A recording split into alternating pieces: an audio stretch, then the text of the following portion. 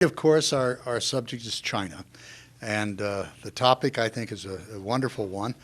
How well are America and China cooperating? Which reminds me immediately of the implicit point that they should be cooperating for accommodation or some good reason. And of course, we all remember Professor Mearsheimer's address was a little bit different. Can China rise peacefully, which was a slightly different variant of the question. But in any case, it's a wonderful question, and we're very, very fortunate to have Professor Lampton with us this evening. He genuinely is one of the nation's foremost China experts. I made the mistake earlier of looking at his long resume,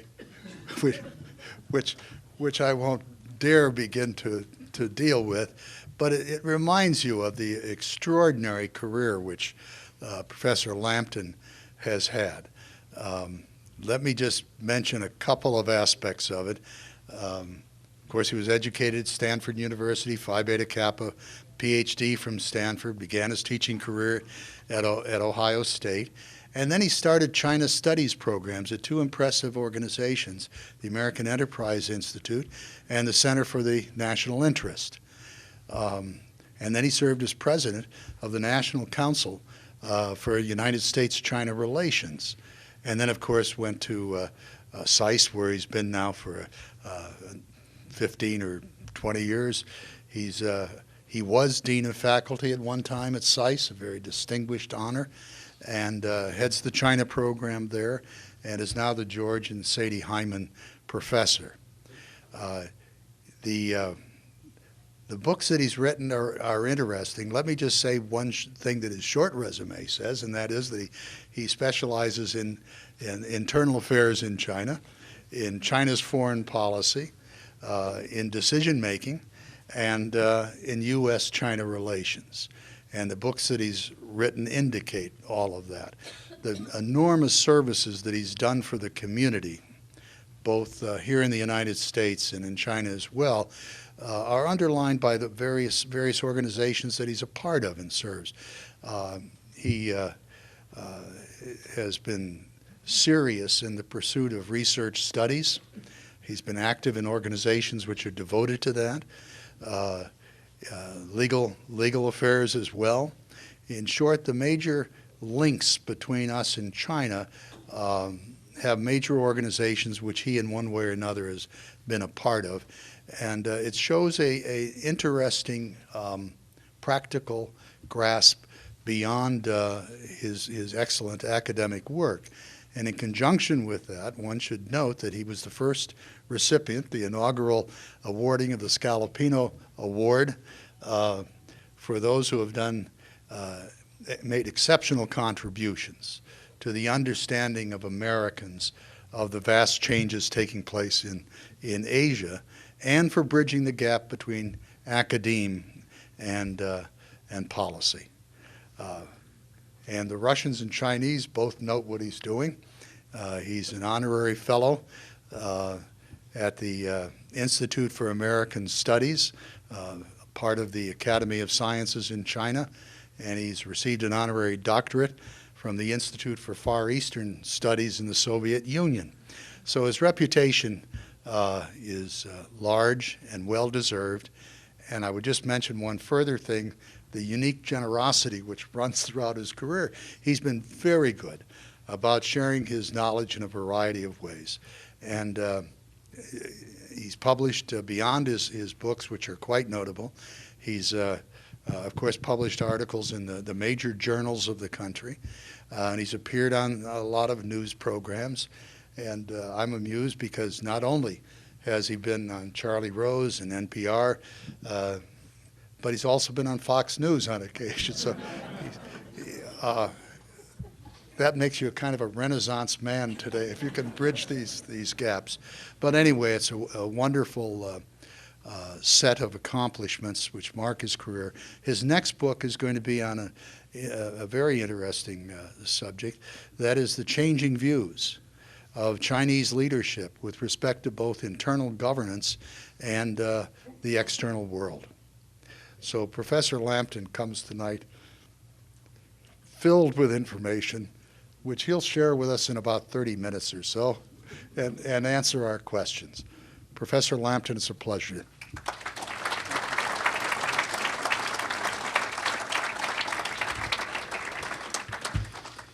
Well, thank you very much, Frank, and it's good to be back. I think this is the third time that I've been to the Baltimore Council, and I always enjoy it. Well, thank you. It's not that far down the road to Washington. You also reminded me in mentioning Lockheed Martin. My father-in-law worked for many years for Lockheed, and he passed away not so long ago, and I have his retirement pin from Lockheed. So in any case, thank Lockheed as well for all they do to support the program in its entirety. I've been asked to talk about how well China and America are cooperating. And that's a really big question. And I suppose the one-sentence answer, or at least my answer to approach to an answer, is this isn't the best of times in U.S.-China relations, and it's not the worst of times. If we were to look at all the dimensions, there are, I think, a great many strengths in the relationship, but tonight I was going to look at the security relationship because I think that is the most problematic, and I've, throughout my career, tried to focus, not because I'm pessimistic, indeed I'm very optimistic, but focus where the problems are, not just the strong points, because it's the problems that sometimes get you. And I'm a little more worried about the security dimension of our relationship than, frankly, I've been probably in the last 20 or so years. So I thought I'd focus a little on that, but I want to put it in a little broader perspective. That is to say, there is cooperation in the U.S.-China relationship, and it is important. Just to give you a sense in the economic dimension, and we look out tonight on this beautiful harbor built on shipping, and of course, early on, Baltimore was quite connected actually to China. There's a great shipping history of this city dealing with China. And I noticed there's a restaurant over in a nice looking brick building called the China Inn or something like that. China Room, yes. But in any case, if you look at our trade relationship, it just passed $500 billion in two-way trade in 2011, $500 billion.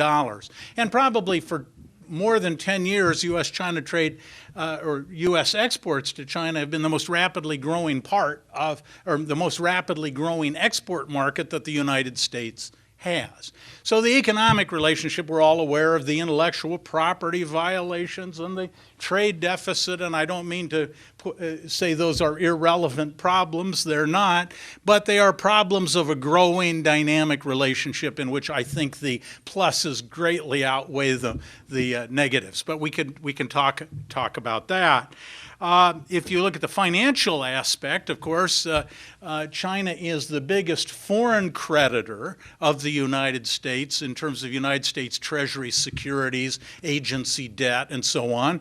That's, of course, a commentary on our own borrowing habits, and we might be concerned about that, as I am. But as long as we are going to borrow, it's interesting that the Chinese have decided to be our biggest creditors. On balance, I wish we were borrowing less and less in hock to anybody, including our own citizens. But nonetheless, you'd have to say, if we are bent on spending, it's good we can get money at reasonable interest rates, and the Chinese have been willing to provide that. If you look at the cultural dimension, it's really wonderful. Some of the best students that we have in our graduate programs, both in science, engineering, as well as the social sciences and so on, are from China. We have in excess now of 194,000 students here. You may look at that as sort of, obviously, the Americans sharing their knowledge of our universities and research establishments with China. But Chinese students contribute to the research going on in major institutions. And quite frankly, higher education is an export commodity just like grain from Iowa. So we are doing extremely well in that aspect of the relationship.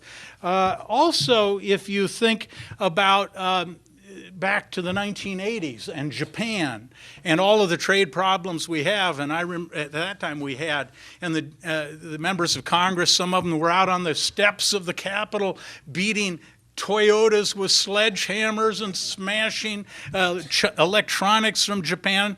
And then Japan began to invest in the U.S. auto industry. You mentioned, Frank, I'd been at Ohio State. It started my career.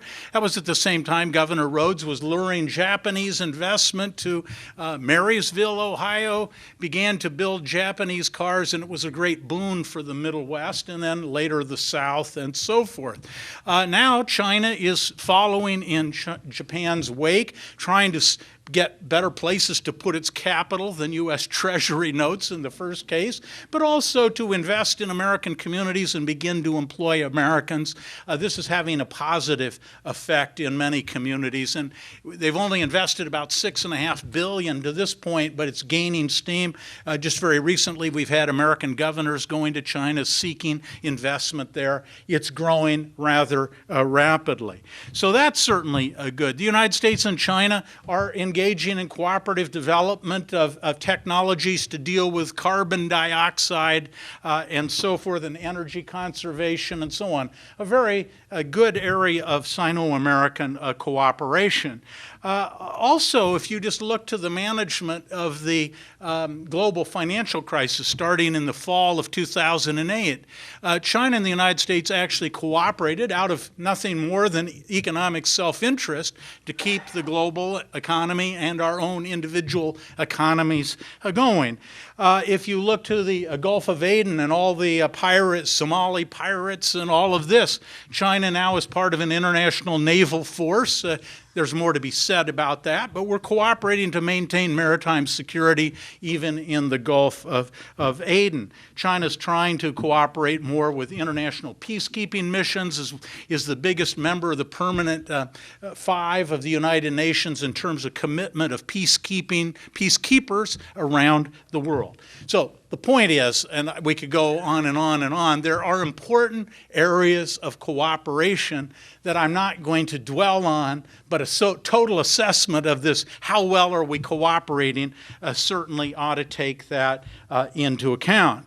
Now, to be frank, as I said at the beginning, there is a emerging, what I would call worrisome strategic character to our interaction around the world. There are problems. And I would say the mutual strategic mistrust between China and the United States is growing. And this is leading each of us to take actions that, if it's unconstrained and works to its full logic, will have us in a place that neither of us can afford to be, nor do we want to be. In other words, I think we are at an early stage of a strategic competition, and we kind of need to understand the dimensions of that, why those dimensions exist, and hopefully people that are far-seeing in both societies will do something about it. Now, this strategic competition, you could have a debate about when it began, but I'd begin to look at the period around 2009 and 2010, but I won't talk about that period. I really just want to talk about the period that's emerging now with the new leadership that we have in China. In November, you had the 18th Party Congress. It elected the so-called fifth generation of Chinese leaders.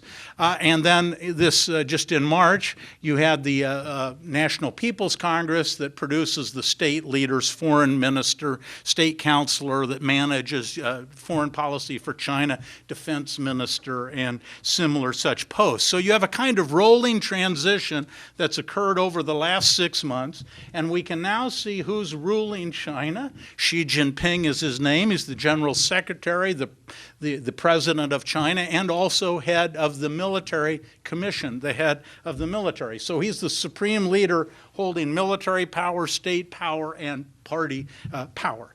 So we can see who's running China, and the issue really is what is their policy? What is their emerging foreign policy? And in pursuit of sort of an answer to this question, or at least to educate myself, I went both in September of last year and then in January of this year to do interviewing in Beijing. And that plus recent statements, official statements in a white paper on defense and other interview materials I have really lead me to a kind of worrisome set of conclusions, and that's what I want to share with you. I raise all of this not because I want to see this dynamic go forward. I want to understand it so we can constructively deal with it. Now, the first thing that I think you have to say about the Chinese leadership is developing China and solving its great internal problems is job number 1, 2, and 3 for any Chinese leadership. They are most worried about dealing with their economic growth model, developing a new, not so export-dependent growth model.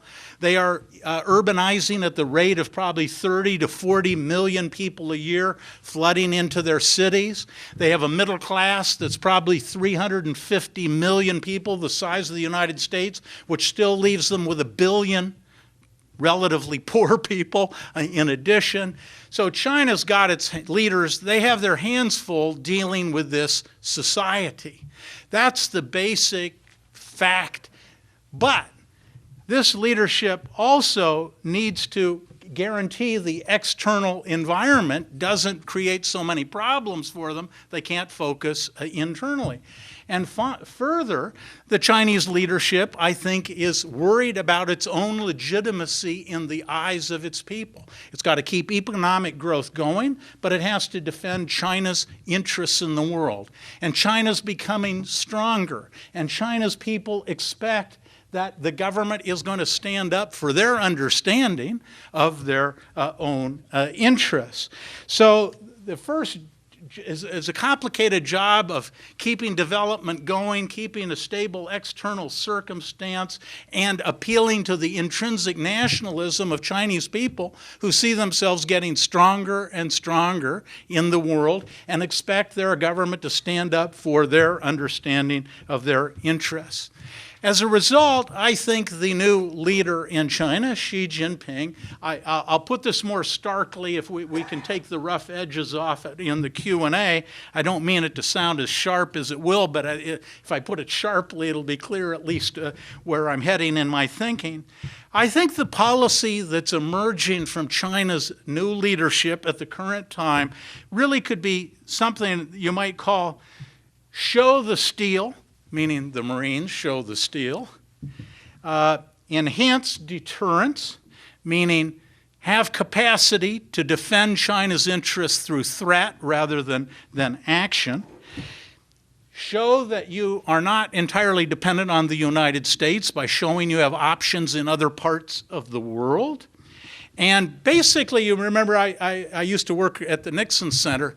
President Nixon's, as many Cold War foreign policy people, talked about peace through strength. Anybody remember that?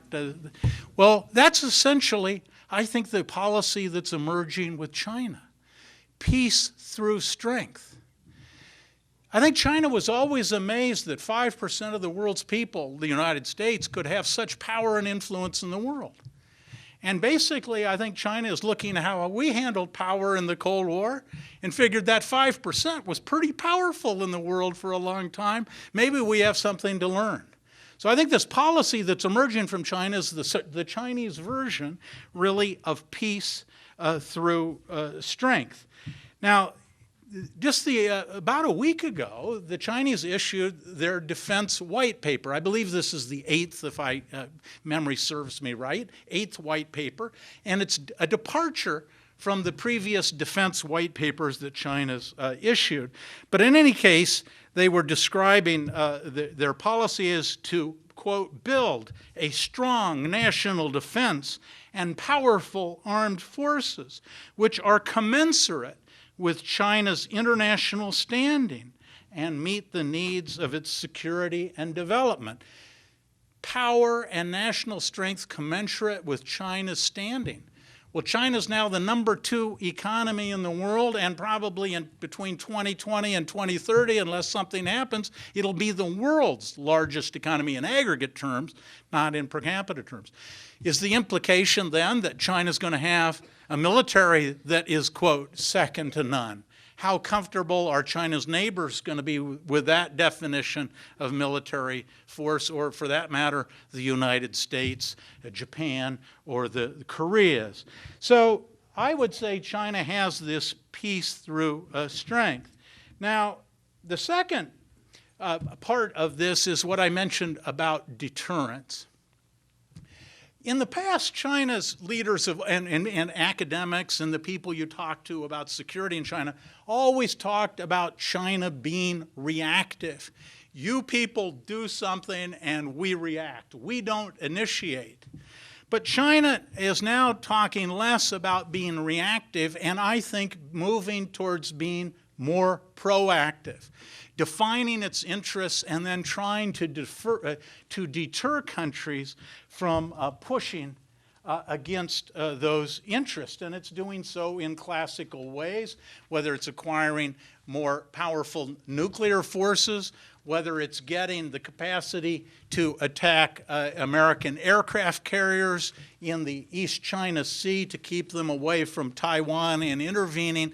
The Chinese are moving towards a more proactive attempt to discourage people from challenging their interests. And of course, in a sense, well, what do you expect a military to do, and one that's acquiring more and more capability? So you have this deterrence quality. And you see it, for instance, in these East China Sea islands. You've perhaps heard about the Diaoyu Islands and so forth. The Japanese made a move, and we can talk about this in the Q&A, that upset the Chinese view of what the pre-existent situation was. And the Chinese have now continued to challenge the Japanese and will continue, I think, to penetrate their 12-mile limit, fly planes over these islands, and establish a new status quo and defend it. You see the similar kind of pattern with the Philippines and another set of islands. You see this as well with Vietnam and so forth. So the Chinese are beginning to be clear about defining what their interests and their territory is, and then acquiring the means to try to discourage others from challenging it.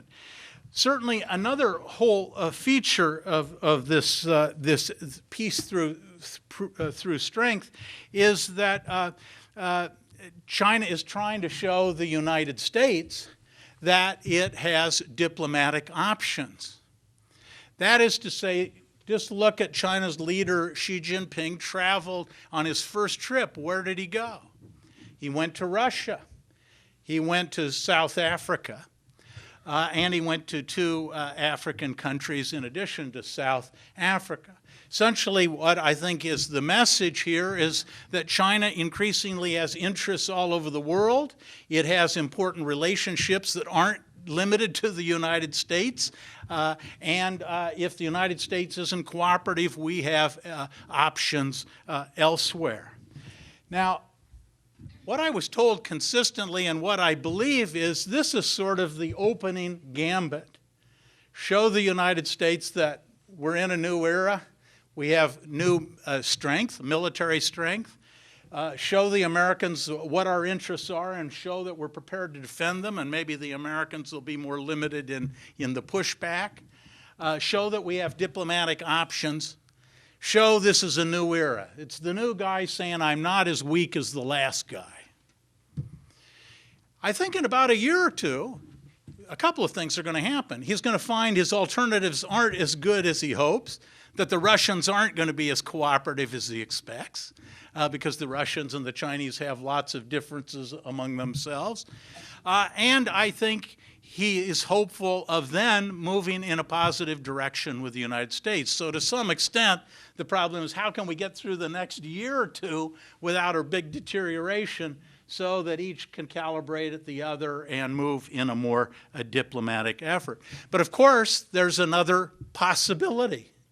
And the possibility is that these initial, what you might call muscular efforts to show peace through strength scare China's neighbors, not least the Japanese, but also to some extent perhaps the Koreans, and certainly the Vietnamese. and many Americans, because we're paying careful attention to what China's doing and saying, and it's not in all respects reassuring. So I think the Chinese basically want good relations with the U.S., but they want it on a basis of equality and appreciation of Chinese capabilities, that China isn't the weak man of Asia anymore. And part of the question is, are we willing to accept a more equal, less dominant role in Asia? And different Americans have different views. I understand you met with, you had Professor Mearsheimer here. He'd be among the people that would probably have a different way of handling this kind of circumstance. So how this ends up working out, I'm a little concerned. Now, I suppose the next thing we want to ask is what are the various dimensions of this policy? Why do I say this? And I want to give you a little evidence. What is it as China's been doing that is concerning? And let me say, just as in the spirit of equality and objectivity, if I was a Chinese person speaking to a Chinese audience, I'd have a list of things the Americans have done, and I'd start with our so-called pivot and rebalancing policy, right? So the Chinese have their list here too. But let me just focus on some of the things that I pay attention to that lead me to be a little bit concerned. And this is just recent developments, not going back even more than a year. In January of this year, China has a fairly new Deputy Chief of Staff for Intelligence and Foreign Relations of the People's Liberation Army. His name is Qi Jianguo. And in any case, he wrote, he is an active, responsible, high-level military officer in China. Much of the stuff you hear about from Chinese military officers are retirees that are sort of passing time away writing hostile articles. But this is actually somebody who's in charge of something in the Chinese military. And he wrote an article for the Party School, and here's what he basically said is China's problem. We need to make the relevant countries understand that we have the strategic resolve to use the necessary means to defend our sovereignty, that we have the firm will to defend national interests from being violated and cause those countries to abandon the idea of taking chances. In other words, what he's really saying is the United States and its surrounding countries don't take us seriously. They keep challenging us. So we've got to be credible. It's the same vocabulary we used when we were afraid the Soviets didn't take us carefully. We'd end up with a problem in Berlin or wherever, or Cuba or wherever it might be. So you have this kind of, this attitude that the West doesn't take us seriously. How do we get their attention? So I see this initial period as that attempt to get our attention. Then in April, just this month, the Defense White Paper I mentioned even went further and tried to describe what the security problem for China is. Some country, that means the U.S., some country, the U.S., strengthened its Asia-Pacific military alliances. It's expanded its presence in the region. And it frequently makes the situation in Asia tenser. On the issues concerning China's territorial sovereignty and maritime rights and interests, some neighboring countries are taking actions that complicate and exacerbate the situation. And Japan is making trouble over the Diaoyu Islands. Major powers are vigorously developing new and more sophisticated military technologies to ensure they maintain strategic superiority, in doing so in such areas as space and cyber.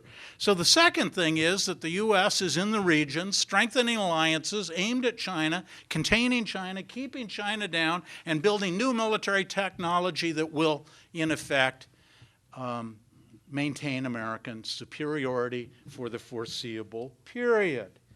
So you have this sense they don't take us seriously and they're doing things that are really inimical to our security. A third set of, I think, considerations that are in Chinese thinking, and it came out in some interviews I did in September and January, as I mentioned, indicate that the Chinese strategy is going to be, if you push against us, we're going to push back. And we're going to push back and establish a new status quo that's more to our liking than the one you upset. And so you can see this with Japan, you can see it with the Philippines, you can see it to some extent with Vietnam in what are called the Spratly Islands down almost to Indonesia. Certainly another whole area that I think the Chinese are, you can see this impulse in, is a very interesting article by a very, I think, far-seeing advisor to China's president. And he's talking about, well, the U.S. is sort of pushing out in the East Asia and the Pacific and consolidating its alliances. Well, you know, the world's a big chessboard. We got Central Asia out there. We got South Asia. We have advantages there. They have resources. They provide transportation routes to the Mediterranean, to the Indian Ocean. We ought to be enlarging the chessboard here, and while the Americans are preoccupied in one area, getting out of Afghanistan and so forth, we ought to be developing our assets there. So it's a more proactive, global, strategic kind of view that we're dealing with. It's not all bad. I mean, if the Chinese want to invest in Central Asia and help develop it, there are probably a lot of good aspects to that. So it's not all inimical, but what you see is this proactive attitude and a global attitude as well. Certainly another area that you see this is the long-standing problem with Taiwan. China, Deng Xiaoping, when he normalized relations with President Carter in December of 1978, wasn't very happy, to put it mildly, that the U.S. was going to continue to sell weapons to Taiwan after we recognized Beijing as the legitimate government of China and established formal diplomatic relations. But he bit the bullet and decided it's more important to establish relations than continue to at least hold that in abeyance unless the U.S. broke all ties with Taiwan. But the Chinese, for the last 35 years, have been chafing about weapons sales to Taiwan. And that shows no sign of changing under U.S. law or our political attitudes. And the Chinese are getting more and more unhappy with the prospect. And as a result, essentially what they are doing is using deterrence to say to Taiwan, if you ever go independent, you are going to pay a big price. So a missile buildup that's sort of deterrent in its character. And also they're saying if you, the Americans, ever intervene in the Taiwan Straits, you're going to pay a bigger price for doing it because we can hold at risk your capital vessels, including aircraft carriers. And so they are now moving assets into a position where they could threaten U.S. forces that would come to the assistance. And of course, this creates a huge possibility of an incendiary incident across the Taiwan Straits, U.S. intervention, and then we're in the soup with a nuclear power. So that is certainly something to be thinking about. Another way you see this is of course, when you have a transition of power, and we saw this with President Kennedy when he came in the early 60s. Eisenhower had committed to the Bay of Pigs, and apparently, he didn't want to be the guy that called off. President at the beginning wants to puff himself up, make him be the mean kid on the block to kind of deter people from trying to test you and take advantage. Well, I think Xi Jinping, China's new leader, is essentially trying to say, don't tread on me. And so I was quite struck when I met with a senior leader in China. He says, Xi is the kind of person that if you're tough with, he's tougher. But if you're soft, he can be softer. So I think there's an attempt here to kind of differentiate him from the preceding leadership to say, hey, this can go either way. it depends on your attitude as well as ours. It's sort of, we'd like to have good relations, we can see how to have good relations, but if you want to go down the wrong road, we're prepared to go down the wrong road. This is a different tone than I've heard for the last basically 35 years. So I think what we are seeing is we're just midstream. Frankly, I hope I'm wrong. I hope I'm a little too pessimistic. But I see us essentially seeing a sort of show them the steel. We are going to pursue deterrent strategy. It's more proactive. We are going to show we have diplomatic options. And if you Americans want to cooperate with us, we'd prefer that. Greatly prefer that, but that isn't the only option here. So you Americans have some choices to make. Now, I suppose the whole question really is then what accounts for this, if it is a change in policy, what would be the factors I would adduce to account for them? And I think there are, and I'll just tick them off and then we'll go to Q&A. The first thing is that China now has more money and human resources and capacity to project in power than in relative terms it's had in 150 years. In absolute terms, it's never been able to project its economic, intellectual, and military power as the way it is. So China just simply has more capabilities than it's ever had. And often, as your capabilities expand, your desires to achieve what that power, quote, entitles you to goes up. I was quite struck, this white paper that was the defense white paper just issued says China's overall national strength has grown dramatically. That's the Chinese understanding. We are stronger. And I think the Chinese look at life in a way as a negotiation. And it's establishing an equilibrium between parties based on power. And when you're weak, you're not as entitled to as much out of the negotiations as you're strong. And so, quite frankly, they see us getting weaker is the word that immediately pops in our mind. They are diplomatic and say less dominant. But bottom line, they're getting stronger. We're getting less dominant, and the things we didn't like that have been negotiated in the past need to be adjusted in light of the new power relationship. So I think that's this Chi Jianguo, the Deputy Chief of Staff for Intelligence that I mentioned, General, he said the position of the United States and Western forces is on the decline. So China's getting stronger, we're getting weaker.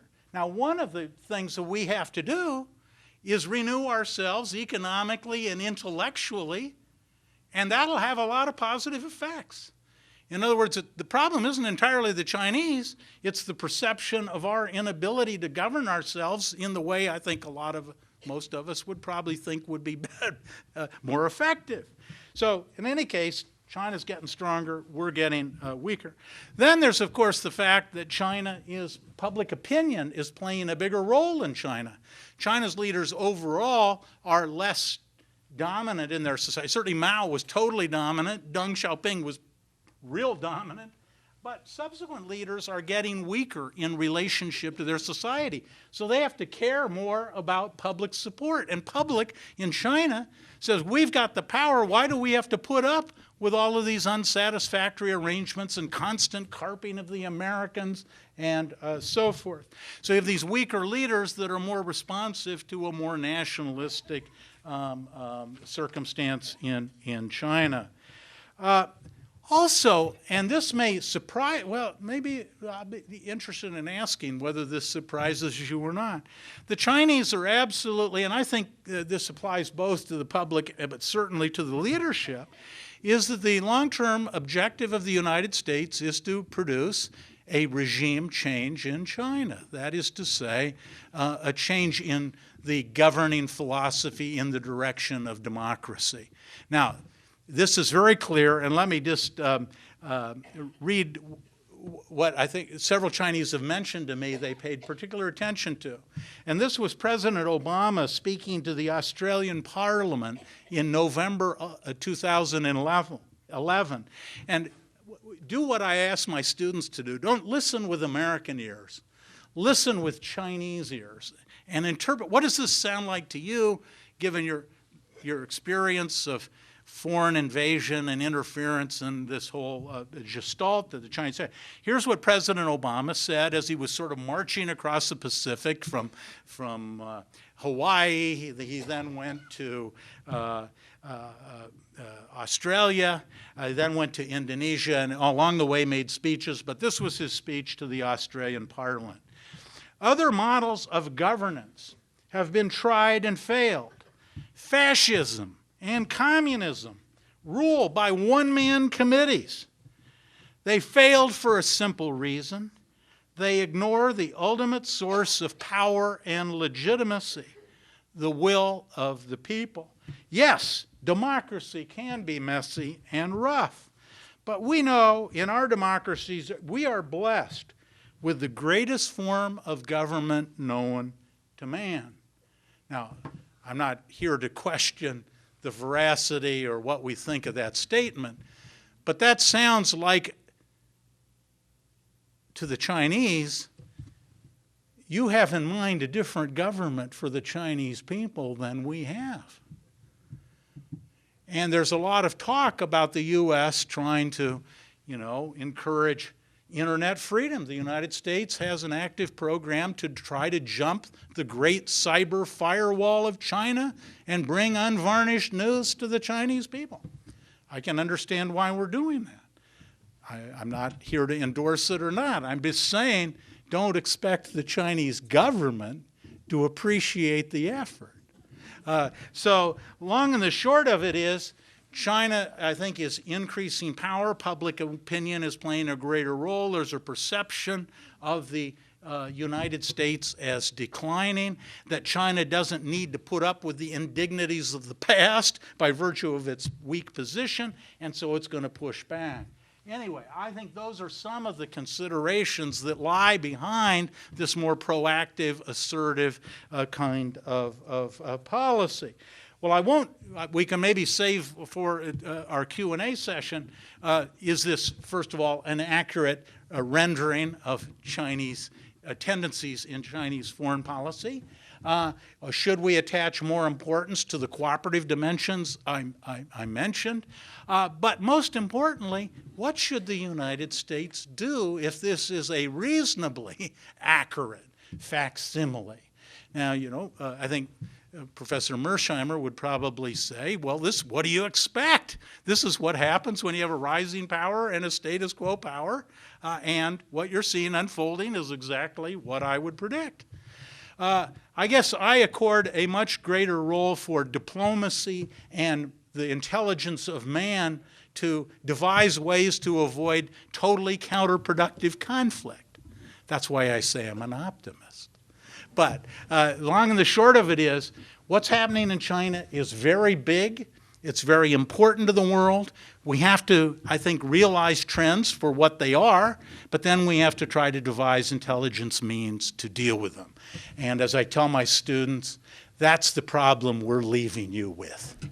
Thank you very much.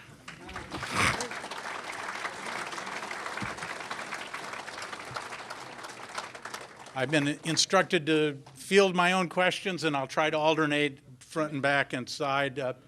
Yes. Yes, sir, in the rear. North Korea, how is China behaving with the North Koreans? Are they becoming more supportive, less supportive? And is this encouraging bad behavior in North Korea? Is that a reasonable facsimile of your question? China has got a big problem with North Korea, and the Chinese think they have a big problem. But for the Chinese, they have multiple interests, and they are trying to balance multiple interests. And this leads to them to have what we would consider to be an indecisive policy. Of course, just in all fairness, we have the Pacific Ocean separating us from North Korea and thus far from its missiles. That may be soon to change, but it's not at the moment. And so we can be a little more hard-edged in our policy, because if it goes haywire, we're not going to be the first ones to feel it. Now, our troops may be in Korea, and certainly our allies, but we have the luxury of a certain distance. But China's right up there against North Korea. It's 800-mile border. And so China has multiple interests, and it's trying to balance them, and this leads to a sense of, on our part, that the Chinese aren't doing as much to contain their communist brothers as they should. Now, what are the considerations that the Chinese have? Well, the first is that, of course, North Korea has about 25 million people in it, and most of them are woefully underfed, living really in feudal conditions. And a significant number already fled and are immigrants in the northeast provinces of China, in particular Jilin province. And therefore, already in China, you have a lot of Koreans that have family living back in those pathetic, to put it mildly, circumstances. You can understand that Koreans living in China don't want China to starve their relatives to death, to put it crudely, right? So a very human consideration. And the Chinese don't want problems with their Korean population. Secondly, those northeast provinces, their natural economic ties are to the Korean peninsula. They have been suffering economically, doing less well in development than China's southern coast, close to Hong Kong, Taiwan, the world, Southeast Asia. The northeast provinces haven't done so well in development, so they value economic relations, as pathetic as they are, with North Korea. So you have these provinces arguing, don't upset the apple cart. Thirdly, the Chinese are realistic. And they say, you know, we're real unhappy with U.S. weapons sales to Taiwan. You want us to pay a lot of prices to deal with North Korea, but what are you willing to do on Taiwan? Weapons sales. Answer, nothing. As one person in my last set of interviews said, we want you to care as much about Taiwan as you want us to care about North Korea. So there's a kind of, but the granddaddy of considerations is stability. If North Korea, through Chinese sanctions, military action, insurrection, whatever the scenario, falls apart, where are these people going? Where are the nuclear weapons going? In other words, we can be a little philosophical about what regime change in North Korea may mean, but neither South Korea or China can be so sort of que sera about this issue. So the long and the short of it is, the Chinese line is, we agree with you Americans. There shouldn't be nuclear weapons on the Korean Peninsula.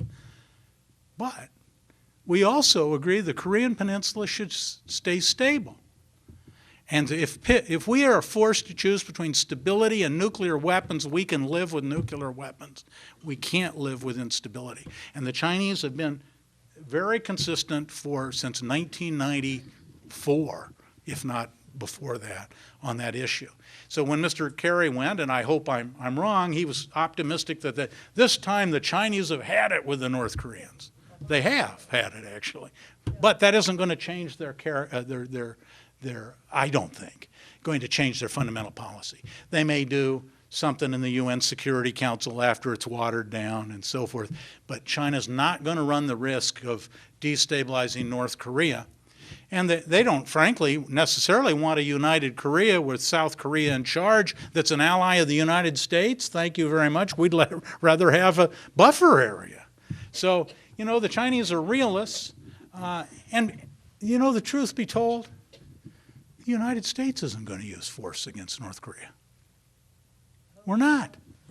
Yes, ma'am. Why does China want to go to the moon, right? Yeah.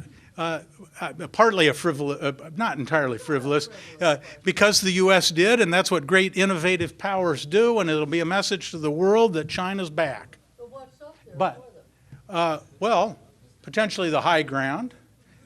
Also, China's developing a lot.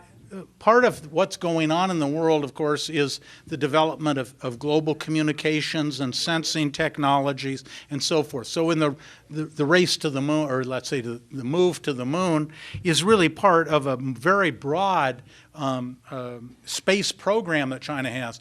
I believe China sent up 3 spaced missions, manned space missions, and a total of 9 people have now gone into space for China, including 1 woman, and brought back alive.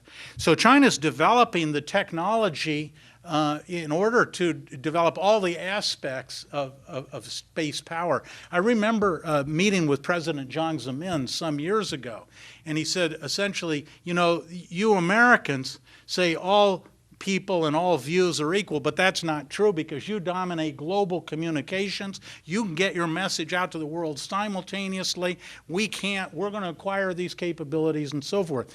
Also, in terms of military integration and smart weapons and GPS and all of this kind of thing, China's developing a parallel GPS system because it doesn't want to be dependent on the United States or the European Galileo, I guess, program and so forth. So long and the short of it is, I think there's national pride there, but it's a driver for high technology, communications, and military technology.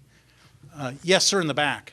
What I'm essentially calling for is a bigger role for diplomacy so that we're not driven to our only actions or options are in the military zone. And given that, aren't we underinvesting in the State Department? And what would I recommend as an alternative approach?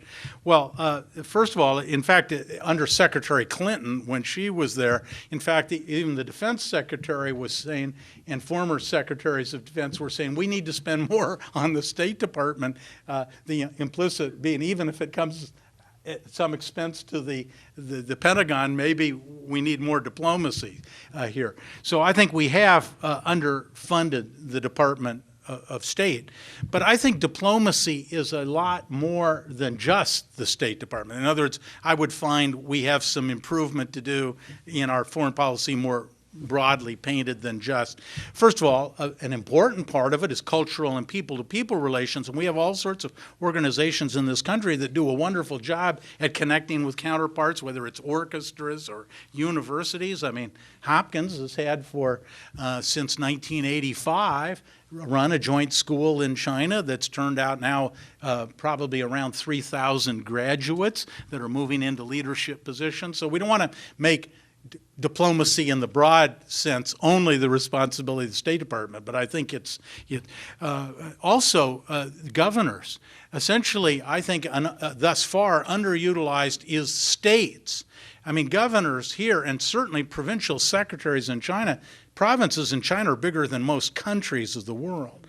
So we need to mobilize our state and local leaders, I think, develop those economic relations. So yes, the State Department ought to be funded more, but I think there are lots of other things we could do.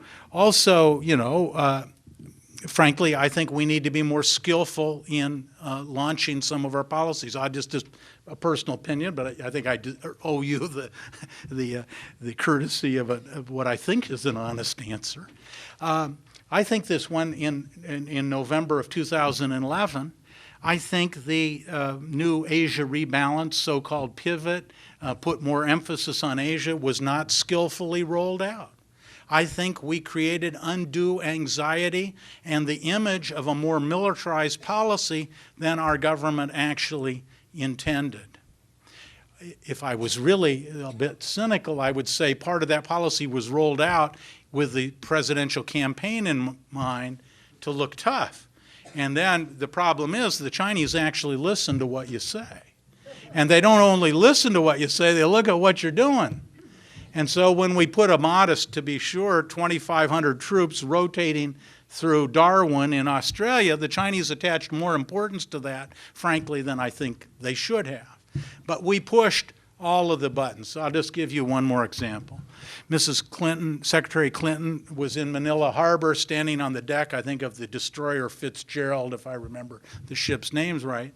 And, of course, the Filipinos were in a spat with territory islands. And she stood on the deck of the ship and said, "We will stand and fight with you." Well, they are our allies, and if we get to the extremity, I assume that's in fact probably what we'll do. But there's no reason to, in that setting, at that time, in that circumstance, say that. So I think diplomacy is a big thing, of which the State Department's only one thing. But I'll put my chips on spending a little more money on the State Department. Yes, sir. The question is, heavy investment by China in Africa. Heretofore, it had mostly been Europeans that had been involved. The U.S. was behind the game, so to speak. And so what are we doing now? Is that a fair? Yeah. Well, the long and the short of it is, first of all, a lot of people, starting with the World Bank, a man named Harry Brodman wrote a book trying to answer the question, has Chinese investment been essentially more good or more bad for Africa and its interests? One of my colleagues at Hopkins has written a book called The Dragon's Gift.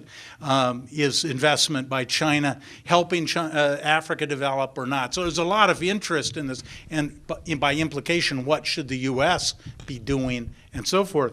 I think most of the studies, and you'd have to go country by country and time by time, and it gets complicated, but bottom line, most people that have looked at it have said that Chinese investment for Africa has been a good thing for Africans, from the following, in particular, following viewpoint.